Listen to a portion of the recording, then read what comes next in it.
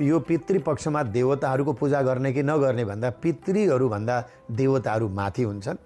जीवित अवस्थामा मातापिता हाम्रो लागि भगवान हुनुहुन्छ, तर मृत्यु अवस्थामा पितृहरूको एउटा लोक छ, भगवानको एउटा लोक छ, देवताहरूको लोक छ। भगवानको लोक माथि छ, पितृलोक तल छ। यस कारणले गर्दा नित्य पूजा गरी आउनुभएका दियो कलश गणेश पूजा गरेर शालिग्रामलाई स्नान गर्ने, शिवजीलाई स्नान गराउने, भगवानको लागि बत्ती बाल्ने, यी सबै कर्महरू रोक्न हुँदैन। देवताहरूको पूजा गर्नै पर्छ। हजुरहरूले 16 श्राद्ध भए पनि एकादशीका व्रत गर्नै पर्छ। यहाँ यस बिचमा पर्ने मङ्गलबार सोमबारका व्रतहरू गर्नै पर्छ। यो नियमित गरिरहेको व्रत हो। नयाँ व्रत सुरु गर्नु हुँदैन, माङ्गलिक कार्यहरू गर्नु हुँदैन, छोरीको विवाह छोराछोरीको विवाह गर्न भएन, व्रतबन्ध आदि गर्न भएन, नाक कान छेड्ने कार्यहरू गर्न भएन यो समयमा।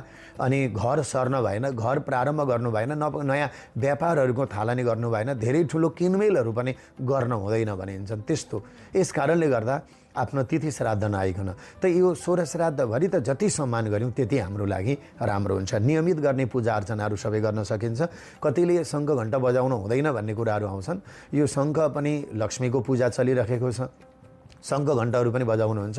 मात्र आफ्नो तिथिको दिन जसको श्राद्धकर्ता हुनुहुन्छ, पिण्ड दिँदै हुनुहुन्छ आज आफ्नो हातले भने पहिले पितृहरूलाई खुसी बनाउनु पर्दछ। त्यसैले श्राद्धका दिन चाहिँ श्राद्धकर्ताले म देवताको पूजा गर्दिनँ भनेर उसले भन्न पाउँछ।